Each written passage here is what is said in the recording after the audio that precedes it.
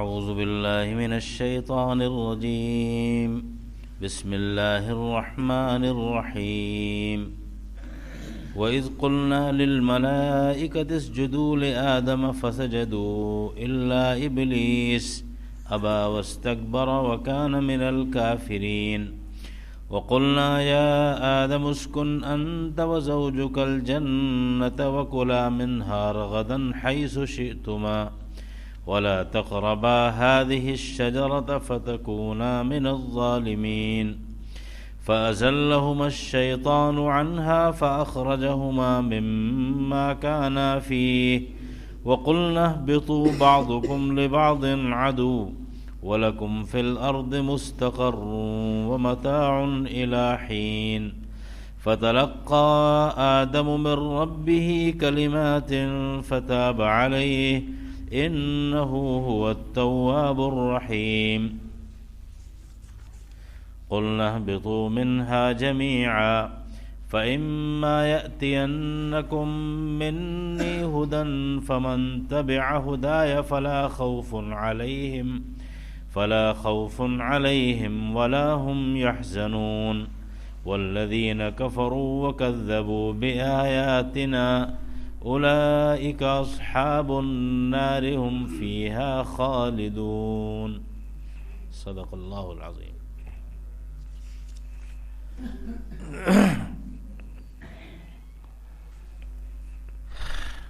محترم بزرگوں اور دینی و ایمانی بھائیوں، گزشتہ درس میں یہ بات آپ جان چکے ہیں کہ اللہ تعالیٰ نے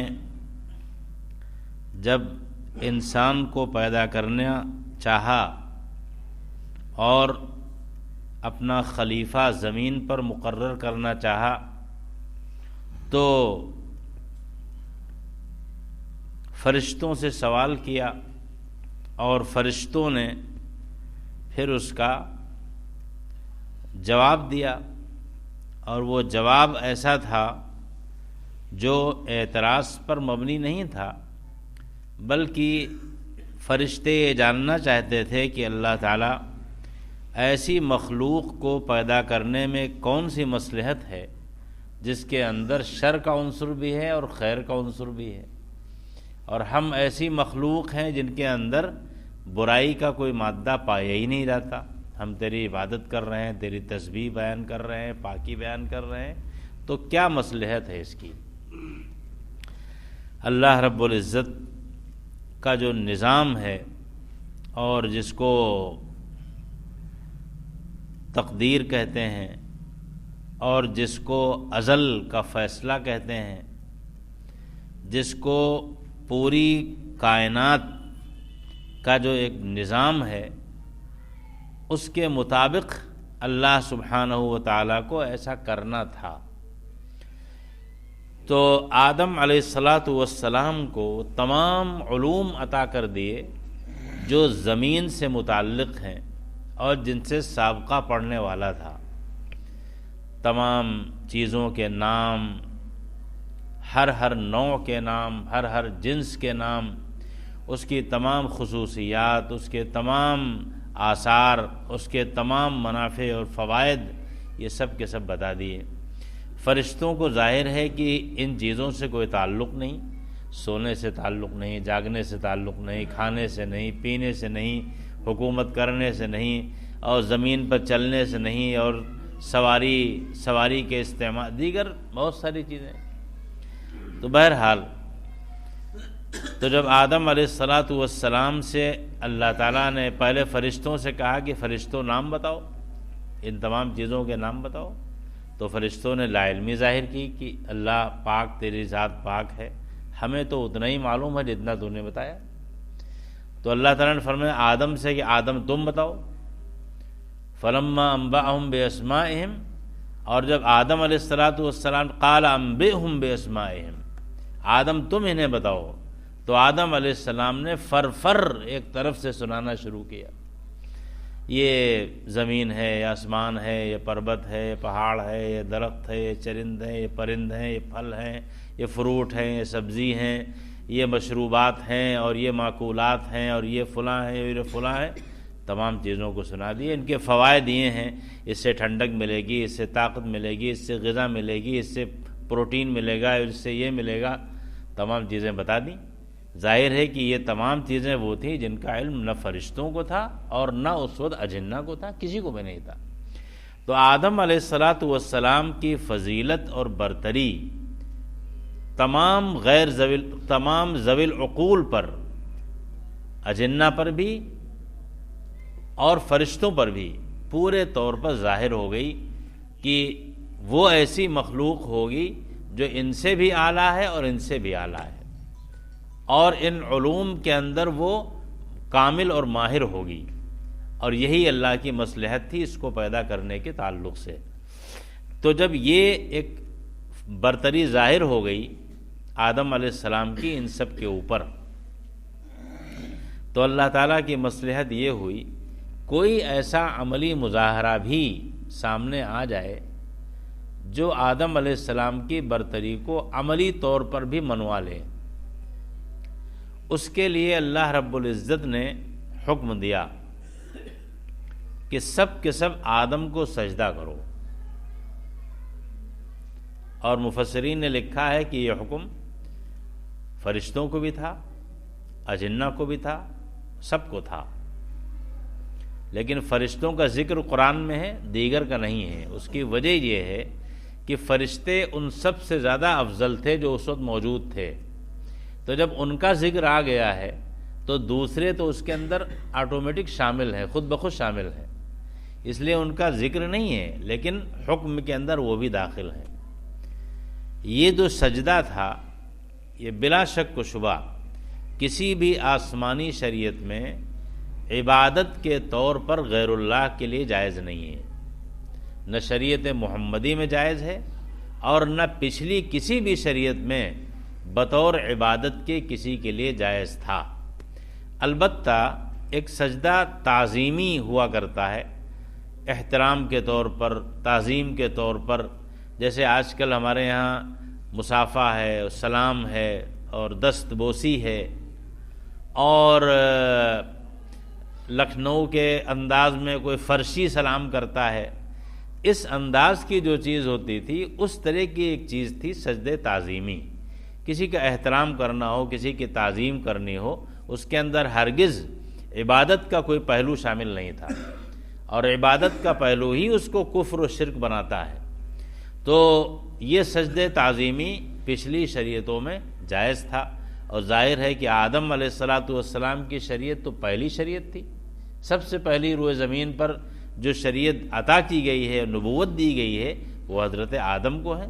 وہ پہلے انسان بھی ہیں، وہ پہلے نبی بھی ہیں، اور پہلی شریعت حضرت آدم کو عطا کی گئی۔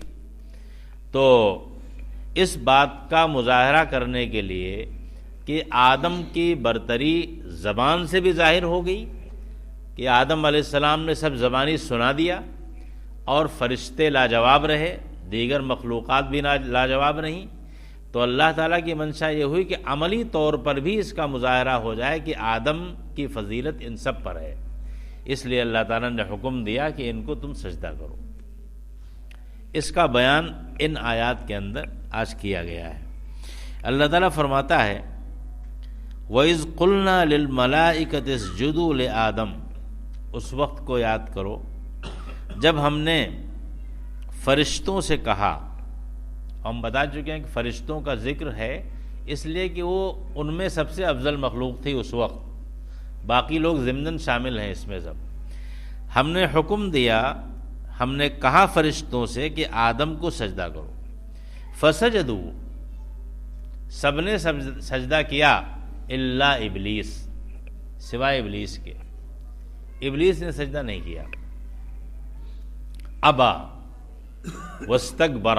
قرآن نے جو الفاظ استعمال کیے ہیں ان کا جو درجہ حرارت ہے، جس کو ٹمپریچر کہتے ہیں، لفظوں کا ایک ٹمپریچر ہوتا ہے، جیسے گرمی کا ایک ٹمپریچر ہوتا ہے، ایسے ہی لفظوں کا ایک ٹمپریچر ہوتا ہے۔ قرآن نے کہا ہے ابا، پہلے تو انکار کیا کہ ہم سجدہ نہیں کریں گے، واستکبر، اور اپنے آپ کو سجدہ کرنے سے اوپر سمجھا. یعنی آدم علیہ الصلوۃ والسلام کو اس نے اس لائق ہی نہیں سمجھا کہ ہم ان کو سجدہ کریں. اتنا غرور میں ڈوبا ہوا، اتنا تکبر میں ڈوبا ہوا، اور اللہ کے صریح حکم کو ٹھکرایا، اور اسی وجہ سے وہ کافر ہوا. ایک بات یاد رکھیے ضمنی طور پر، اگر کوئی گناہ کبیرہ بھی ہو جائے تو اس سے آدمی کافر نہیں ہوتا، فاسق ہوتا ہے، گنہگار ہوتا ہے، معصیت میں مبتلا ہوتا ہے. لیکن اگر کوئی اللہ کا مقابلہ کرنے پہ آ جائے، اس کے حکم کے آگے وہ ڈٹ جائے اور اس کے مقابل میں کھڑا ہو جائے، تو پھر یہ چیز عملی طور پر انکار نہیں ہوتا ہے، بلکہ اللہ سے لڑائی مول لینے والا یہ شخص سمجھا جاتا ہے. اسی کو کہتے ہیں استکبار. تو اس نے انکار کیا سجدہ کرنے سے، اور اپنے آپ کو اس سے بلند سمجھا کہ وہ ان کو سجدہ کرے. یعنی آدم علیہ الصلوۃ والسلام کی اس کے نزدیک یہ حیثیت ہی نہیں تھی کہ ہم اس کو کیسے سجدہ کریں. خلقتنی من نار و خلقتہ من طین. اللہ تو نے ان کو تو مٹی سے بنایا ہے اور ہمیں آگ سے بنایا ہے. مٹی کا خاصہ یہ ہے کہ وہ نیچے کی طرف بیٹھتی ہے اور جھکتی ہے اور مائل ہوتی ہے. آگ کا خاصہ یہ ہے کہ اوپر اٹھتی ہے اور اس کے شعلے بنتے ہیں اور پھر شعلے جوالا بنتا ہے. تو میری فطرت میں غرور ہے، تکبر ہے، اوپر کی طرف جانا ہے. ان کی فطرت میں تواضع ہے، انکساری ہے. تو میں ان کو کیسے سجدہ کروں؟ میں تو ان سے بلند ہوں. اللہ تعالیٰ نے فرمایا ابا، انکار کیا یعنی سجدہ کرنے سے. واستکبرا، اور استکبار کیا یعنی ان کو سجدہ کرنے کے تعلق سے اپنے آپ کو حیثیت سے بلند سمجھا. وکان من الکافرین، اور وہ ہو گیا کافروں میں سے، منکرین میں سے. اور یہ کفر اسی وجہ سے ہے کہ اللہ کے حکم کے مقابل کھڑے ہو جانا. گناہ ہو جانا اور ہے، لیکن اللہ کے حکم کے سامنے ڈھٹائی کے ساتھ مقابلے پہ آ جانا یہ کفر کا سبب ہے. ابا واستکبرا وکان من الکافرین. اسی وجہ سے تمام علماء کا اتفاق ہے کہ کسی سے گناہ ہو جائے یہ اتنی بری بات نہیں ہے، جتنی بری بات یہ ہے کہ دین کا مذاق اڑایا جائے اور احکام شرعیہ کو ہلکا سمجھا جائے اور حکم خداوندی کی توہین کی جائے. پہلا عمل جو ہے یعنی عمل نہ کرنا اور عمل کی کوتاہی کا ہونا، یہ آدمی کو فاسق بناتا ہے، بدعمل بناتا ہے. لیکن یہ جو عمل ہے یہ آدمی کو کفر کے دہانے پہ پہنچا دیتا ہے اور کفر میں ڈھکیل دیتا ہے. تو یہ بڑی خطرناک بات ہے. آج کل ماحول، ابھی رمضان آنے والا ہے، بہت سے ہمارے مسلمان بھائی ایسے ہیں کہ ان سے کہ بھائی روزہ رکھا کرو، روزہ نہیں رکھتے بری بات ہے. کہتے ہیں کہ ہمارے یہاں کھانے کو نہیں ہے، کھانے کو نہیں، ہم روزہ کیوں رکھیں، کھانے کو تو موجود ہے. یہ کیا ہے؟ یہ ڈھٹائی ہے. اور یہ ڈھٹائی جو ہے یہ اللہ کی پکڑ کا سبب ہے. آپ کسی وجہ سے روزہ نہ رکھ سکیں، یہ آپ کی مجبوری ہو سکتی ہے اور شریعت نے اس کا بھی حل پیش کیا ہے. لیکن آپ ایک حکم شرعی کا مذاق اڑائیں، ڈھٹائی کا ثبوت دیں، یہ اللہ کے غضب کا باعث ہے، اور اللہ چاہے تو اس پر انتقام لے سکتا ہے. اس سے بچنا چاہیے. تو ابا واستکبرا وکان من الکافرین، اس نے انکار کیا اور تکبر اختیار کیا اور یہ کافروں میں سے ہو گیا. وَقُلْنَا يَا آدَمُ اسْكُنْ أَنْتَ وَزَوْجُكَ الْجَنَّةَ. اب جب سجدہ نہیں کیا اس نے تو اللہ تعالیٰ نے آدم اور حوا، آپ نے سنا ہوگا کہ اللہ تعالیٰ نے ایک خاص مادے سے حضرت آدم کی پسلی سے حضرت حوا کو پیدا کیا، اور وہ نیند کی حالت میں سے جب بیدار ہوئے تو دیکھا کہ ایک خاتون بیٹھی ہوئی ہیں۔ تو کہا آپ کون؟ کہا حوا۔ کہا حوا کیا ہے؟ کہا حوا اس لیے کہ میں حی ہوں، زندہ ہوں، جاندار ہوں، اس لیے حوا میرا نام پڑا ہے۔ تو اللہ تعالیٰ نے ان دونوں سے کہا، اللہ تعالیٰ فرماتا ہے وَقُلْنَا يَا آدَمُ اسْكُنْ أَنْتَ وَزَوْجُكَ الْجَنَّةَ، اے آدم تم اور تمہاری بیوی حوا جنت میں قیام کرو، جنت میں ٹھہرو۔ اب دیکھیے یہاں پر کہا گیا ہے اسکن، آپ یہاں قیام کریے، یہاں رہیے یا رہا کریے آپ دونوں۔ اس لفظ کے اندر ہی یہ چھپا ہوا ہے کہ یہ سکونت جو ہے یہ عارضی تھی، اللہ کی مصلحت دوسری تھی۔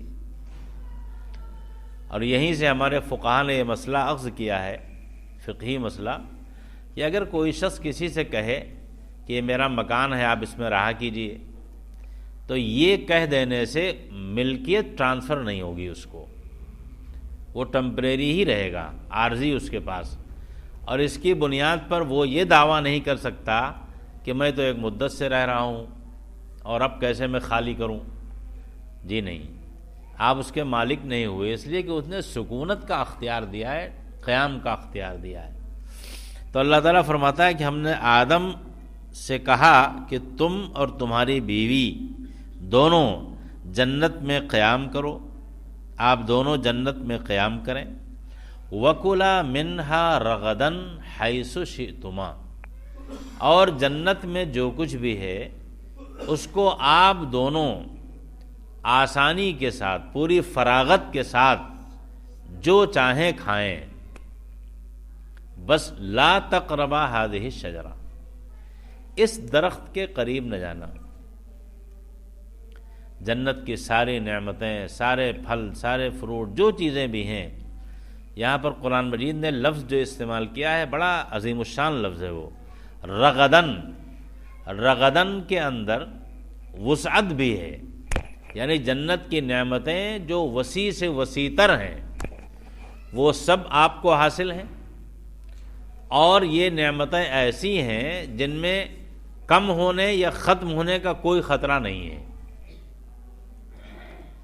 تو آپ لوگ جنت کے پھلوں میں سے پوری فراغت کے ساتھ، آسائش کے ساتھ، بلا خوف و خطر جو چاہیں کھائیں پئیں،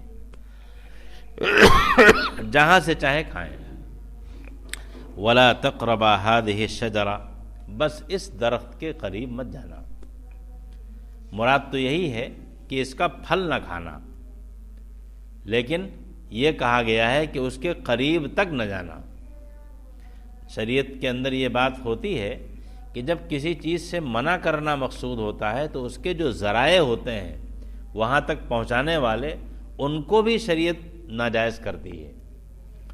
مثلا بدکاری حرام ہے تو بدکاری کے جو ذرائع ہیں وہ بھی شریعت نے حرام کیے ہیں۔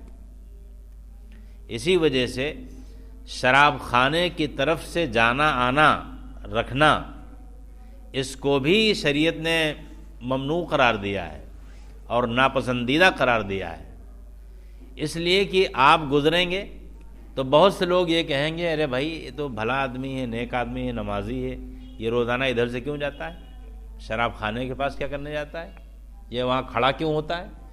تو تہمت کی جگہوں سے بچنے کے لیے اور ذرائع اور اسباب کو ختم کرنے کے لیے شریعت کے احکام اس طرح کے ہوتے ہیں۔ تو مقصود یہاں پر ہے کہ اس درخت کا پھل مت کھانا، لیکن کہا یہ گیا ہے کہ اس درخت کے قریب مت جانا، قریب بھی نہ جانا۔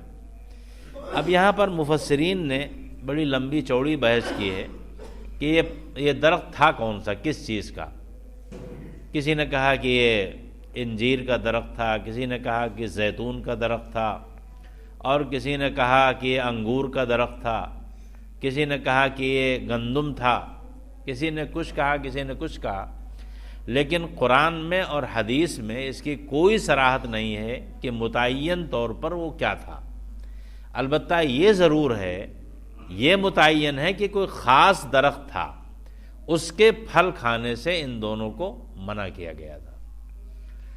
تو لا تقربا هذه الشجرة فتكونا من الظالمین، اگر ایسا کیا تم دونوں نے، یعنی اس کو کھا بیٹھے، وہاں پہنچ گئے اور اسے کھا بیٹھے، تو تم ظالم ہو جاؤ گے، ہمارے حکم کو نہ ماننے والوں میں تمہارا شمار ہوگا، اور اس کے جو نقصانات ہیں وہ ظاہر ہے کہ ہو کے رہیں گے۔ اور جگہوں پر اس کی تفصیلات آگے بھی آ رہی ہیں اس واقعے کی، جس میں یہ ہے کہ جیسے ہی ان لوگوں نے کھایا اس کو، بدت لہما سوآتہما، تو ان کی سارے اندر کی چیزیں سب کھل گئیں۔ وَاتَّفِقَا يَخْصِفَانِ عَلَيْهِمَا مِنْ وَرَقِ الْجَنَّةِ، اب حیا و شرم مانے ہوئی تو جنت کے پتوں سے، درخت کے پتوں سے اپنے تن کو ڈھکنے لگے۔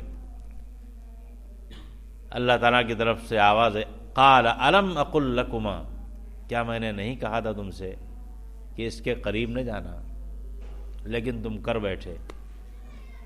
تو اللہ تعالیٰ نے یہی یہاں پر فرمایا ہے کہ اس درخت کے قریب نہ جانا، اگر چلے گئے اور اس کا پھل استعمال کر لیا تو تم ہمارے حکموں کو نہ ماننے والوں میں شمار ہوگے۔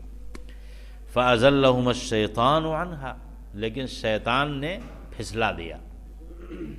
ازل یذل اذلال کے معنی ہوتے ہیں پیروں کو لغزش دینا، ڈگمگا دینا۔ شیطان نے ان دونوں کے قدموں کو ڈگمگا دیا، ہلا دیا، وسوسہ ڈال کر کے، ان کو پھسلا کر کے، ان سے جھوٹے وعدے کر کے کہ ہم چاہتے ہیں کہ آپ لوگ ہمیشہ جنت میں رہیں، اور یہ جو منع کیا گیا تھا یہ شروع دور کی کوئی بات ہوگی، اب اس میں وہ بات نہیں ہے، اور ہم تمہارے لیے خیر خواہ ہیں۔ اور اس میں قسمیں کھا کھا کے، وقاسمہما انی لکما لمن الناصحین، اور قسمیں دلا دلا کے یہ بات کہی کہ ہم تم دونوں کے خیر خواہ ہیں۔ کسی طریقے سے بھی آدم، بہرحال آدم تھے، بشر تھے، بشریت کے ناطے ان سے یہ بھول ہو گئی، ان کے ذہن میں نہیں رہا، اور جناب ان کی طرف سے یہ نسیان اور خطا کا صدور ہو گیا کہ وہ اس درخت کے قریب گئے اور اس کے پھل کھا بیٹھے۔ نتیجے میں یہ صورتحال پیدا ہوئی جس کا تذکرہ قرآن کرتا ہے کہ فَأَزَلَّهُمَ الشَّيْطَانُ عَنْهَا، شیطان نے ان دونوں کے قدموں کو ڈگمگا دیا۔ فَأَخْرَجَهُمَا مِمَّا كَانَا فِيهِ، اور یہ دونوں جس عیش و نعمتوں میں رہ رہے تھے، جن نعمتوں میں رہ رہے تھے، جس عیش فراواں میں زندگی گزار رہے تھے، ان کو اس سے نکال باہر کیا۔ وَقُلْنَا اهْبِطُوا بَعْضُكُمْ لِبَعْضٍ عَدُوٌّ، اب اللہ تعالیٰ کا ارشاد ہوتا ہے تو ہم نے کہا کہ تم لوگ جاؤ، زمین میں اترو، اہبطوا، نیچے جاؤ، حبوط کہتے ہیں زمین میں نیچے اترنا، اب تم لوگ نیچے جاؤ، اہبطوا بعضکم، تم لوگ نیچے جاؤ یعنی زمین میں، بعضکم لبعض عدو، تم میں سے ہر ایک دوسرے کا دشمن ہے۔ جس طریقے سے انہوں نے تمہارے ساتھ دشمنی یہاں پر کی ہے، یہ دشمنی اب چلے گی،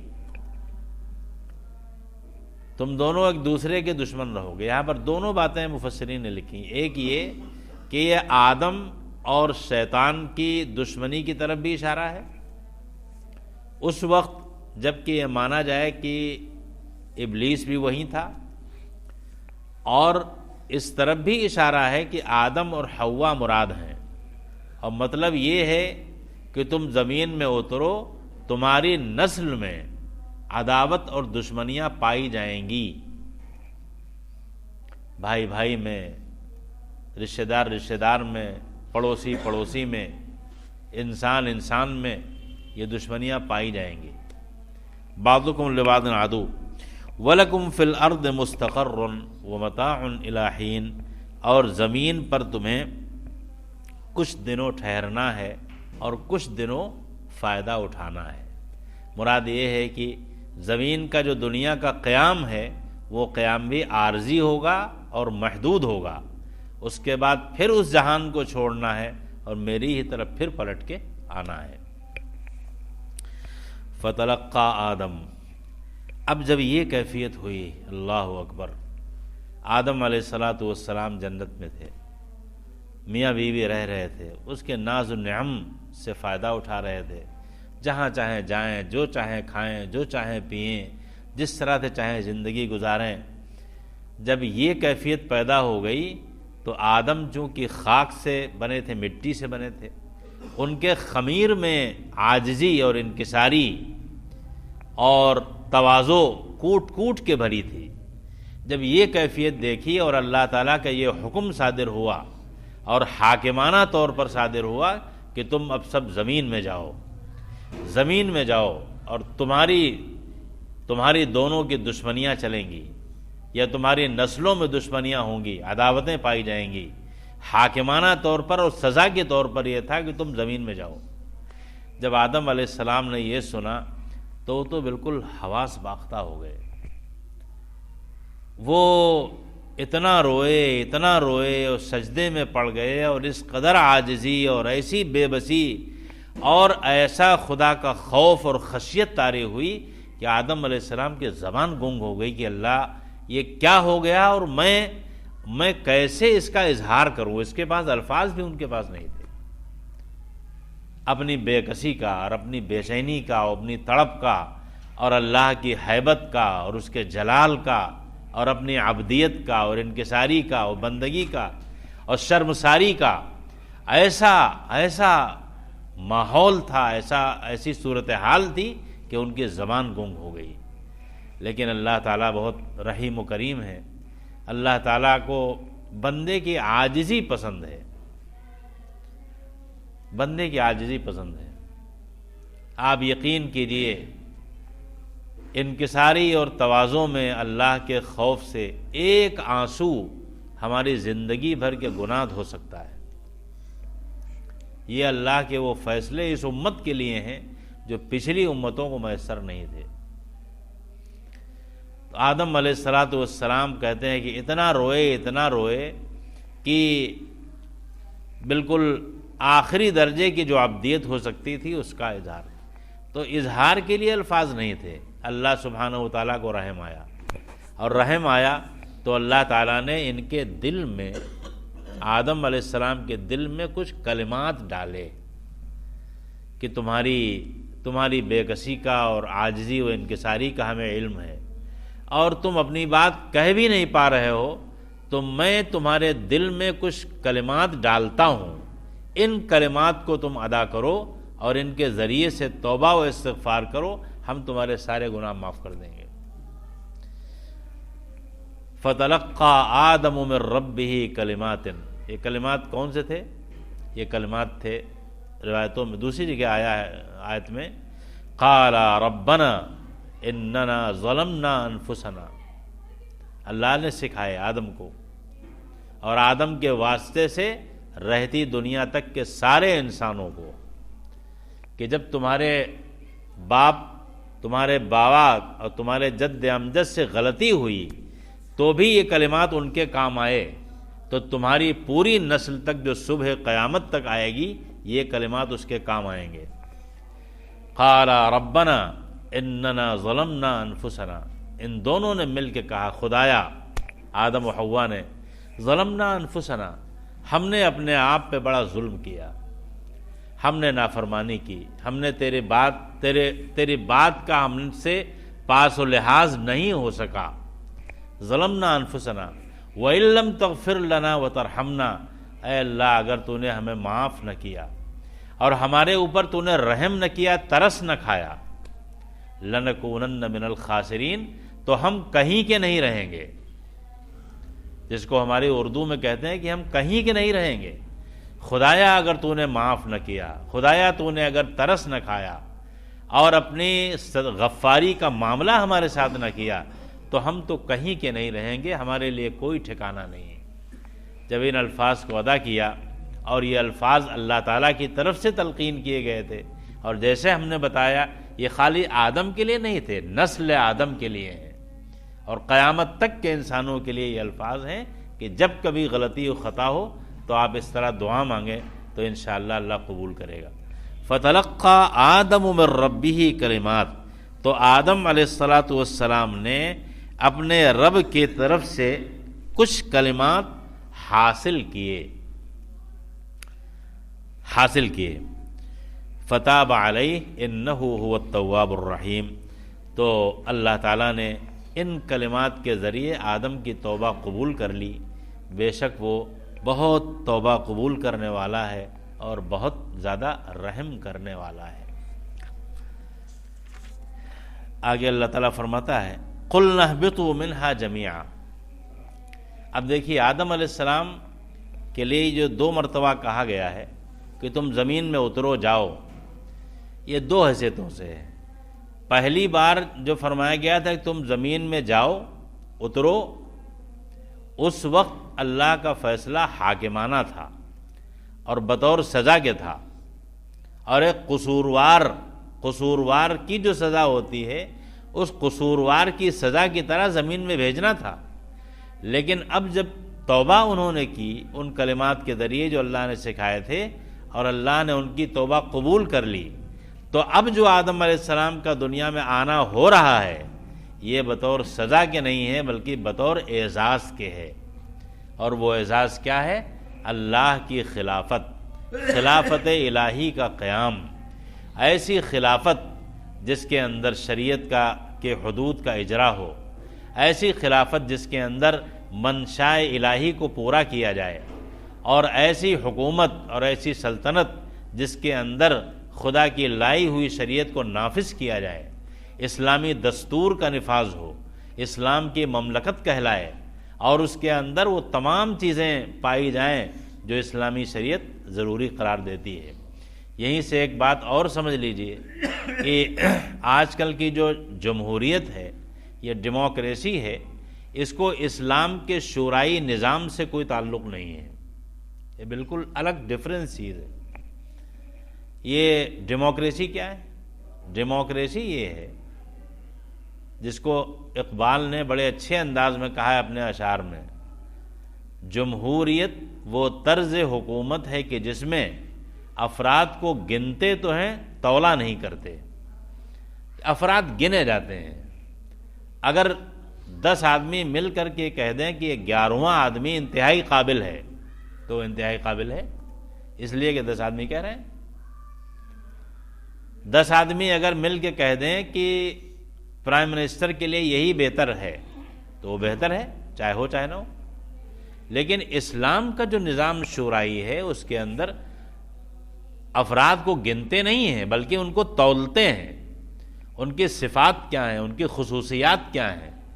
اس لیے شورائی نظام میں کیا ہوتا تھا کہ یہ دیکھا جاتا تھا سب سے پہلے اسلام قبول کرنے والے کون لوگ ہیں، سابقین اولین کہاں ہیں، وہ ممبر ہوتے تھے۔ بدر میں کون لوگ شریک ہوئے ہیں، وہ ممبر ہوتے تھے۔ احد میں کون لوگ شریک ہوئے، وہ ممبر ہوتے تھے۔ حدیبیہ میں کون لوگ شریک تھے، وہ ہوتے تھے۔ بیعت الرضوان میں کون لوگ شریک تھے، ان کو شریک کیا جاتا تھا۔ سب سے زیادہ اللہ کے راستے میں خرچ کرنے والے کون لوگ تھے، اور جہاد کے لیے کون زیادہ اپنے مال کو لگانے والے تھے، ان کو شریک کیا جاتا تھا۔ الغرض یہ کہ وہاں افراد کو گنتے نہیں تھے، ان کے صفات کی بنیاد پر ان کو تولتے تھے، اور یہی وہ خصوصیت ہے جو ہماری جمہوریت اور ڈیموکریسی کو اسلام کے شورائی نظام سے بالکل کوئی تعلق نہیں ہے۔ بہرکیف تو اللہ تعالیٰ نے اب آدم کو زمین پہ جو بھیجنا چاہا وہ بطور اعزاز کے تھا اور خلیفۃ اللہ کے طور پہ تھا۔ قُلْنَا اهْبِطُوا مِنْهَا جَمِيعًا، تم سب کے سب زمین میں اب جاؤ اعزاز کے ساتھ۔ فَإِمَّا يَأْتِيَنَّكُم مِّنِّي هُدًى، اب ہماری طرف سے جب کوئی ہدایت آئے، کوئی ہمارا نبی مبعوث ہو، کوئی آسمانی صحیفہ لے کر کے آئے، کوئی ہادی ہدایت کی بات کرے، کوئی داعی دعوت کی بات کرے، اور کوئی پیغمبر کوئی صحیفہ لے کر کے آئے، فَمَن تَبِعَ هُدَايَ فَلَا خَوْفٌ عَلَيْهِمْ وَلَا هُمْ يَحْزَنُونَ، تو جو میرے اس ہدایت نامے کی اتباع کرے گا، جو پیروی کرے گا، فلا خوف علیہم ولا هم یحزنون، تو ان کے لیے لا خوف علیہم ولا هم یحزنون، یعنی ان کے لیے نہ تو مستقبل کا کوئی اندیشہ ہوگا اور نہ ماضی کی کوئی فکر ہوگی، نہ یہ فکر ہوگی کہ یہ جو نعمتیں چھوٹ گئی ہیں اس کی فکر نہیں ہوگی، اور یہ نعمتیں ختم ہو جائیں گی اس کی بھی کوئی فکر نہیں ہوگی، نہ اندیش مستقبل ہے اور نہ ماضی کی کوئی فکر ہے۔ تو اس کو کہتے ہیں نہ گزرے ہوئے کی کوئی فکر ہوگی اور نہ آنے والے کا کوئی خوف اور خطرہ ہوگا، بے خوف و خطر وہ جنت میں جائیں گے، لا خوف علیہم ولا هم یحزنون۔ والذین کفروا وکذبوا بآیاتنا، اس کے برخلاف جو لوگ کفر کریں گے، انکار کریں گے، جھٹلائیں گے، ہمارے صحیفوں کا انکار کریں گے، کتابوں کا انکار کریں گے، اور ان صحیفوں کے لانے والے پیغمبروں کے منکر ہوں گے اور ان کے ساتھ برا سلوک کریں گے، کفروا بآیاتنا اولئک اصحاب النار، یہ وہ لوگ ہیں جو جہنم والے ہیں، ہم فیہا خالدون، اس میں وہ ہمیشہ ہمیش رہیں گے۔ اور یہیں سے فرق ہو جاتا ہے کافر میں اور مومن میں۔ اہل ایمان کو اللہ تعالیٰ اعمال تو سب کے گنوائے جائیں گے، اس کے بعد پھر اللہ کا فضل ہوگا، اللہ کی معافی ہوگی، پیغمبر رسول اللہ صلی اللہ علیہ وسلم کی سفارش ہوگی، بے شمار اہل ایمان معاف کر دیے جائیں گے، اور امت محمدیہ پر اللہ کا خاص فضل ہوگا۔ لیکن اس کے باوجود بہت سے ایسے بندے ہوں گے جن کے لیے کچھ سزا کا فیصلہ ہوگا اور وہ جہنم میں ڈالے جائیں گے، لیکن کسی نہ کسی وقت اپنے ایمان کی وجہ سے جہنم سے نکالے ضرور جائیں گے۔ لیکن جن لوگوں کو یہ کلمہ نصیب نہیں ہے، جن کو ایمان نصیب نہیں ہے، ان کے لیے جہنم دائمی ہے، ہمیشہ ہمیش کی ہے۔ جب یہ کہا جاتا ہے کہ ہمیشہ ہمیش کی چیز ہے تو اس کا مطلب یہ ہوتا ہے جس کا کوئی اور چھور نہ ہو، جس کا کوئی گزشتہ نہ ہو اور جس کا کوئی آئندہ نہ ہو، کوئی اور چھور نہیں، اسی کے اندر وہ رہیں گے۔ اللہ تعالیٰ اپنی نعمتوں سے نوازے اور مغفرت فرمائے، اور جہنم سے اور ایسے کاموں سے جو جہنم کی طرف لے جائیں اللہ تعالیٰ ان کو بچائے۔